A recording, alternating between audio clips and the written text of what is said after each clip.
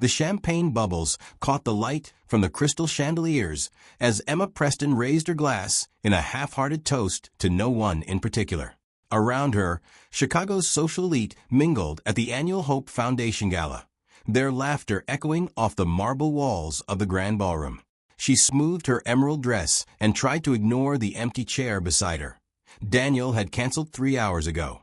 Singapore deal falling apart, he'd said over the phone, his voice tight. I have to catch the evening flight. I'm so sorry, sweetheart. After 11 years of marriage to a corporate lawyer, Emma had grown fluent in the language of apologies and absences. She'd smiled into the phone, told him she understood, and hung up before the disappointment could creep into her voice. Now, sitting alone while couples swayed to the orchestra, she wondered why she'd even bothered coming. Excuse me, is this seat taken? Emma looked up to find a man in a perfectly tailored suit standing beside Daniel's empty chair. He was handsome in a refined way, dark hair graying at the temples, sharp jawline, eyes that held an intensity that made her uncomfortable. Oh no, my husband couldn't make it. Please. She gestured to the chair, grateful for any company that might make her appear less pathetic. The man sat down, placing his phone deliberately on the white tablecloth. He didn't smile. Instead, he studied her face with an expression that seemed both sympathetic and determined. Mrs. Preston, he said quietly, my name is Alex Moretti, and I need to tell you something that's going to change your life. Emma's hand froze halfway to her wine glass. How do you know my name? Because I've spent the last 3 weeks learning everything about you and your husband. Alex leaned forward slightly. Your husband isn't in Singapore, Mrs. Preston. He's with my wife. Right now. At a restaurant 15 minutes from here. The ballroom seemed to tilt. Emma's laugh came out shaky, uncertain. I think you're mistaken. Daniel left for the airport hours ago. Did you see him leave? Did you take him to the airport? Well, no, but, Mrs. Preston, Emma, I understand this is shocking. I wouldn't believe it either if I were you. Alex picked up his phone, his thumb hovering over the screen. But I have proof. The question is whether you want to see it. Emma's heart hammered against her ribs. This had to be some kind of mistake, some bizarre case of mistaken identity. Daniel wouldn't lie to her. Not about something like this. Show me, she whispered. Alex turned his phone toward her, and Emma's world shattered. The photo showed Daniel, unmistakably Daniel in his navy suit, standing outside an upscale restaurant with a beautiful dark-haired woman. The woman's hand rested on his arm with easy familiarity. The timestamp read 7:52 p.m., 23 minutes ago. That could be anyone, Emma said, but her voice lacked conviction. Alex swiped to the next photo. Daniel and the woman entering the restaurant, his hand on the small of her back. Another swipe. The two of them seated at an intimate corner table, leaning close in conversation. Her name is Sophia, Alex said quietly. She's my wife. She told me she was working late tonight. I hired a private investigator 4 weeks ago when I started suspecting. He confirmed they've been meeting for the past 6 months. 6 months. The words echoed in Emma's mind. 6 months of late meetings and client dinners and business trips. 6 months of Daniel coming home smelling like unfamiliar perfume, which he'd explained away as being near a colleague in the elevator. 6 months of him being distant, distracted, his mind always somewhere else, somewhere with Sophia. Why are you telling me this? Emma managed, her throat tight. Because they're planning to leave us, Alex said, his jaw clenched. According to my investigator, they're going to ask for divorces this weekend. Tonight is their celebration dinner. They found an apartment together. I thought you deserved to know before they ambushed you. Emma pressed her hand to her chest, struggling to breathe. The ballroom sounds, the music, the laughter, the clinking glasses, became unbearably loud. I need air, she gasped. Alex stood immediately. Come on, let's get you outside. He guided her through the crowd, his hand barely touching her elbow, offering support without presumption. They emerged onto a stone terrace overlooking the Chicago River, the cool October air hitting Emma's face like a slap. Breathe, Alex instructed. In through your nose, out through your mouth. Emma followed his directions, her design training helping her focus on the rhythm, the pattern. Slowly, the panic receded enough for her to think.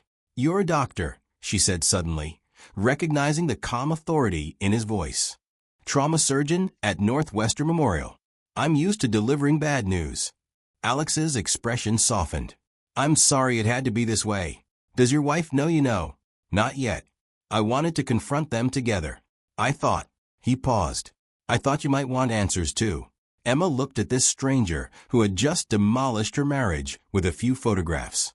She should be angry at him, should blame the messenger. Instead, she felt a strange kinship with this man who understood exactly what she was feeling. "The restaurant," she said.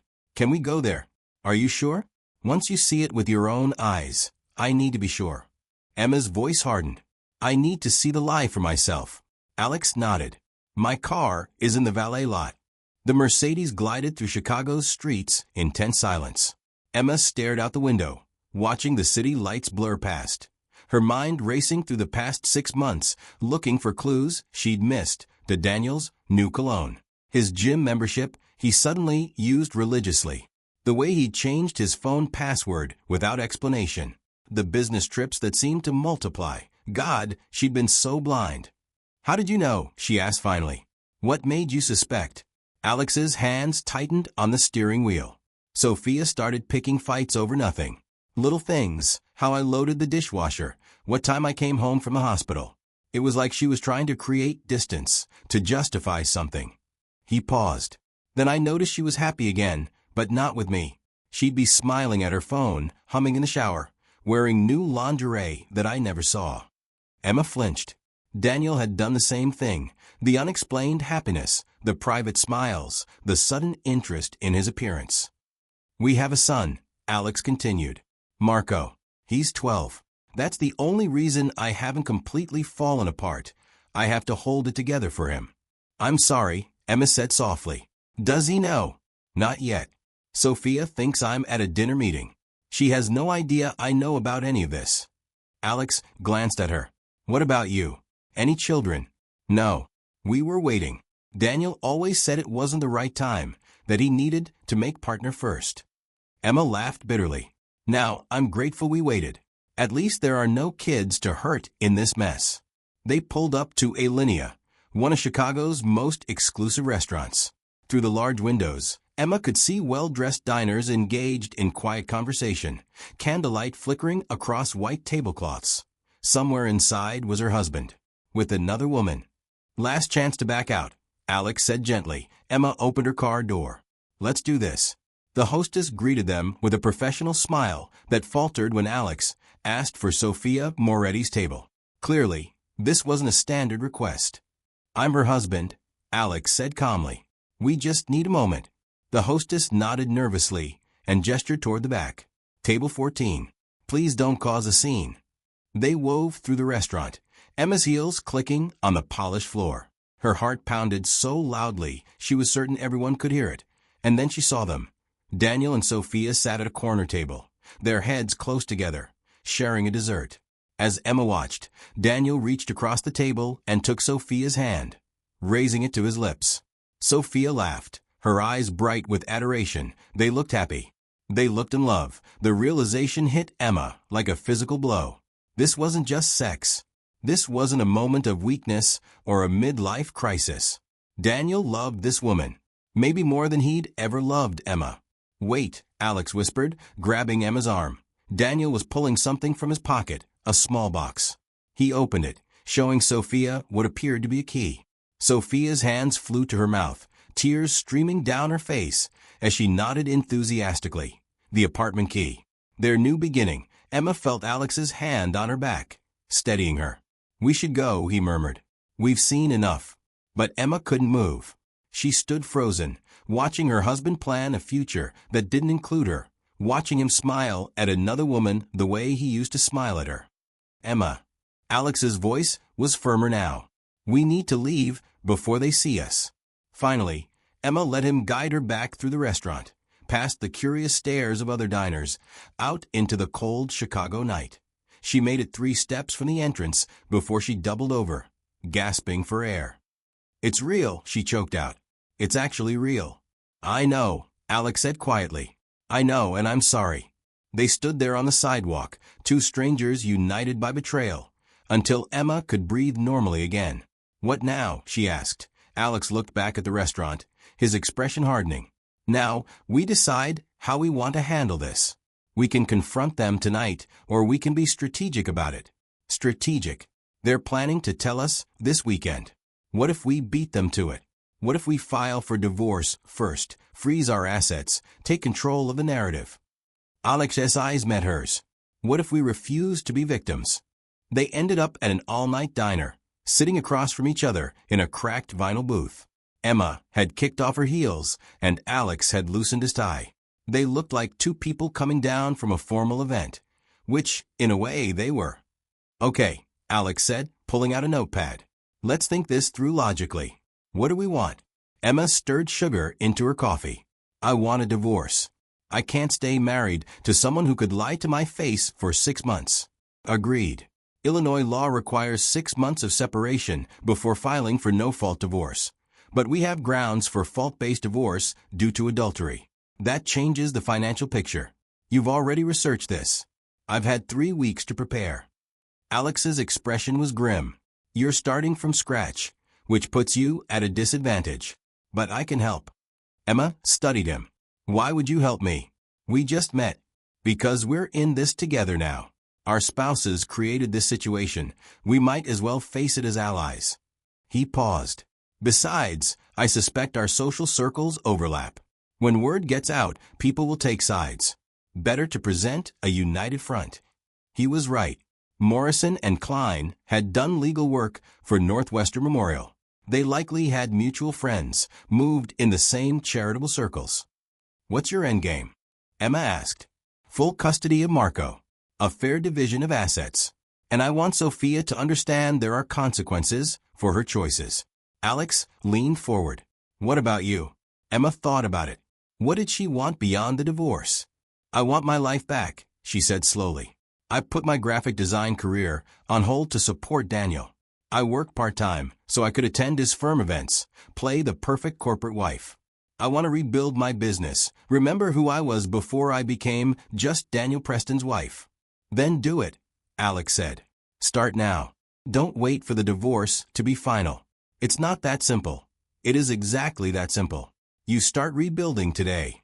Tomorrow, you call old clients, update your portfolio, create a website. You show Daniel and yourself that you don't need him. The certainty in Alex's voice sparked something in Emma. Hope, maybe. Or determination. I could do that, she said. You will do that. And I'll help. I sit on several nonprofit boards that need design work. I'll introduce you. Emma blinked. You'd do that. Why not? You're talented. I looked up your old work while I was researching you. It's good. Really good. Alex smiled slightly. Besides, watching you succeed will annoy Daniel. Consider it a bonus.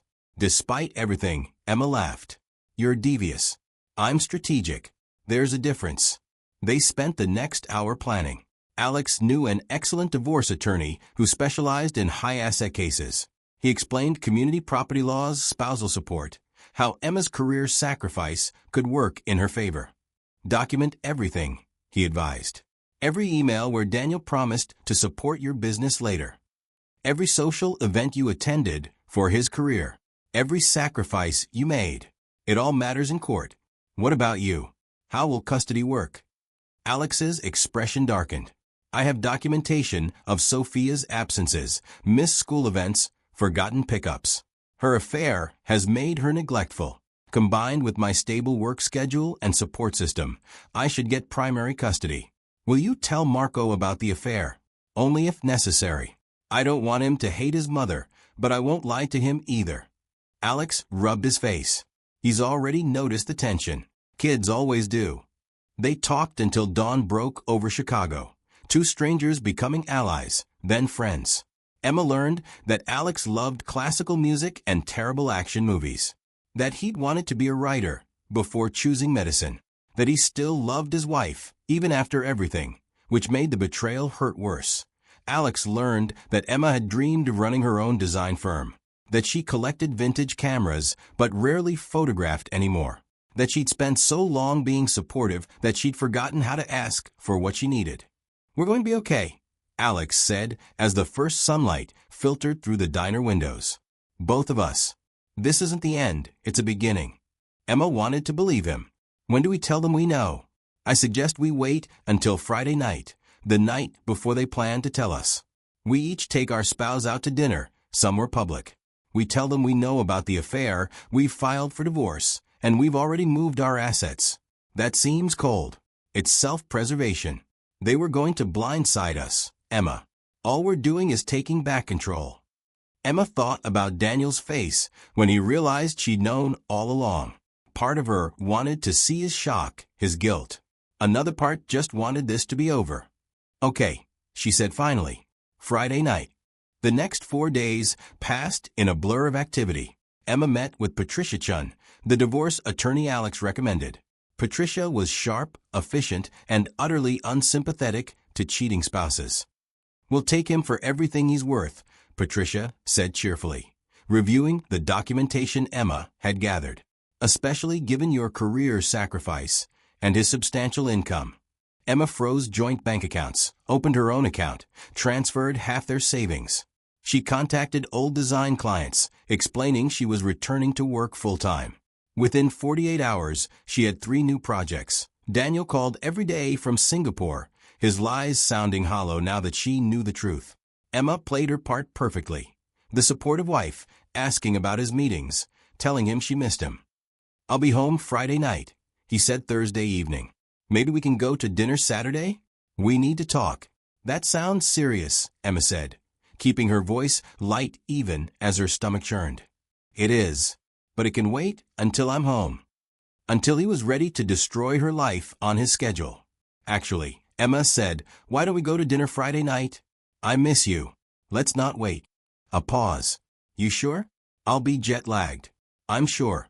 There's something I need to tell you too." That was true. At least, they agreed to meet at Gibson Steakhouse at 8.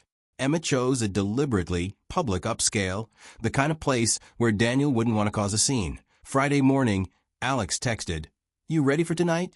Emma stared at her reflection in the mirror. She'd gotten her hair cut and colored, bought a new dress, black, elegant, powerful. She looked like someone who had her life together. She felt like she was falling apart. "Ready as I'll ever be," she typed back at AT 7:30. Emma arrived at Gibson's. She chose a table in the center of the restaurant, visible and public. She ordered a glass of wine and waited. Daniel arrived at 8 sharp, looking rumpled and tired, probably from spending the last few days with Sophia rather than traveling. He kissed Emma's cheek, the casual intimacy of it making her skin crawl. "You look amazing," he said, sitting down. "New dress. New life," Emma said. "But we'll get to that." Daniel's smile faltered. Is everything okay? I'll let you know after you tell me about your trip. How was Singapore?" He launched into a story about contract negotiations and cultural differences. Emma half listened, watching his face, looking for signs of guilt. There were none. He lied as easily as breathing. "So," Daniel said finally, setting down his menu, "you said you had something to tell me?" Emma took a breath. This was it. "I know about Sophia." The color drained from Daniel's face. "What?" "I know about your affair. I know you weren't in Singapore. I know you've been planning to leave me." Emma's voice was steady, calm. "I know everything, Daniel." "Emma, I can explain, don't." She held up her hand. "I don't want your explanations. I want you to know that I've already filed for divorce. I've frozen our joint accounts and moved half the assets to my own account. I've hired an attorney. And I've started rebuilding my design business." Daniel stared at her, his mouth opening and closing. When did you, does it matter? The point is, you don't get to control this narrative. You don't get to choose when and how you break my heart." Emma leaned forward. I'm choosing to leave you, to rebuild my life, to become someone you'll regret losing. This is insane. We should talk about this. We are talking. I'm talking, you're listening."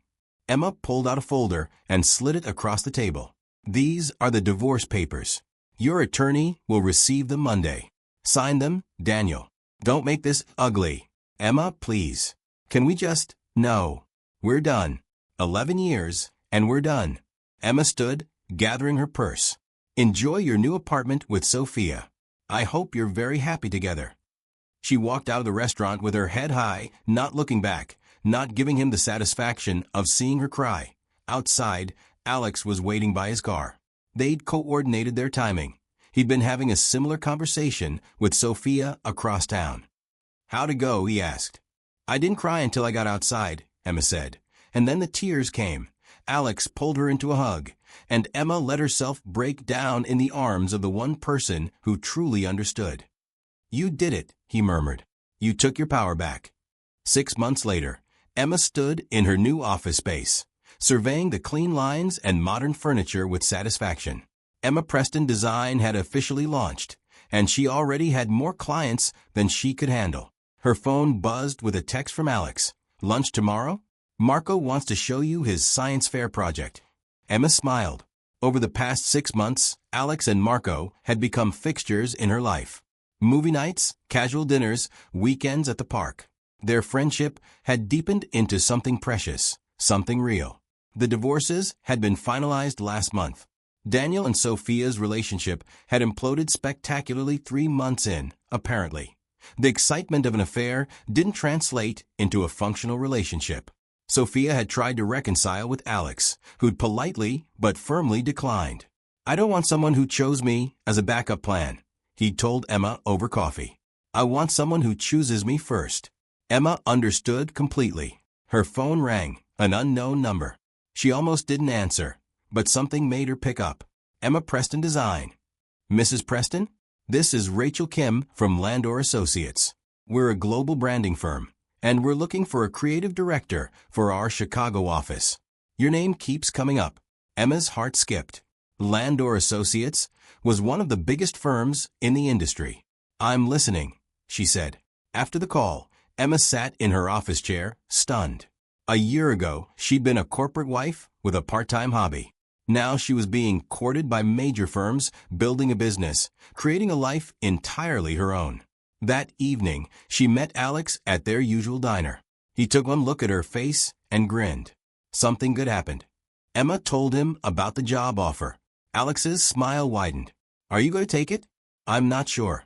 It would mean giving up my own business, but the salary and benefits are incredible. And the creative opportunities. She trailed off. What does your gut say? Emma thought about it. My gut says I've spent enough time playing it safe. Maybe it's time to take a risk. Then take the risk, Alex said. You've already proven you can rebuild from nothing. If it doesn't work out, you'll rebuild again. Emma studied her friend across the table. Somewhere over the past 6 months, Alex had become the person she called first with good news, the person whose opinion mattered most. Can I ask you something? She said. Always.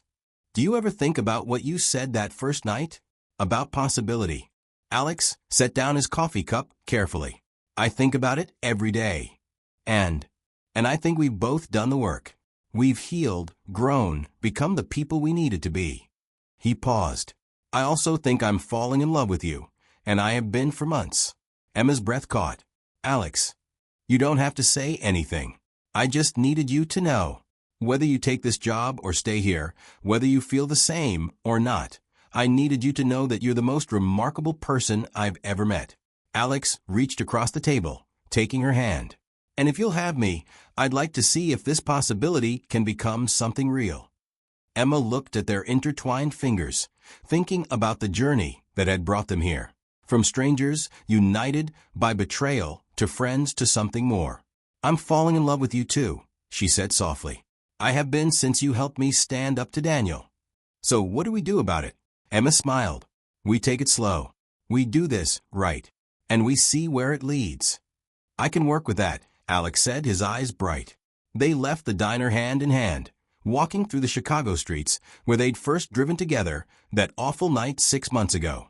Everything had changed since then. They had changed. Thank you, Emma said suddenly, for that night at the gala. For telling me the truth even though it hurt, for giving me the chance to choose my own path. Thank you for choosing to walk it with me, Alex replied. Emma took the job at Landor Associates. She and Alex started dating officially, much to Marco's delight.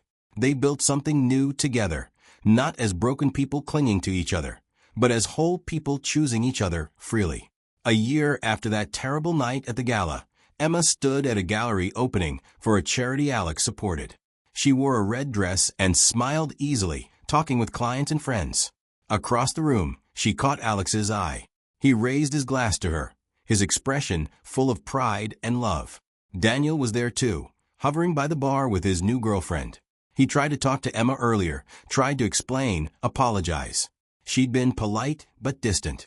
"I hope you're happy," he'd said finally. Emma had looked at Alex, at the life she'd built, at the person she'd become. "I am," she'd said. "I really am." And she meant it. Sometimes the worst nights of your life become the doorway to the best days. Sometimes strangers become saviors. And sometimes, when everything falls apart, you discover that you're strong enough to build something even better from the pieces. Emma Preston had learned that lesson the hard way. But looking at her life now, her successful career, her genuine friendships, her love for a good man who chose her every day, she wouldn't change a thing. Because that stranger who sat beside her and said, "Your husband is with my wife tonight," hadn't just revealed a betrayal. He'd set her free. The end.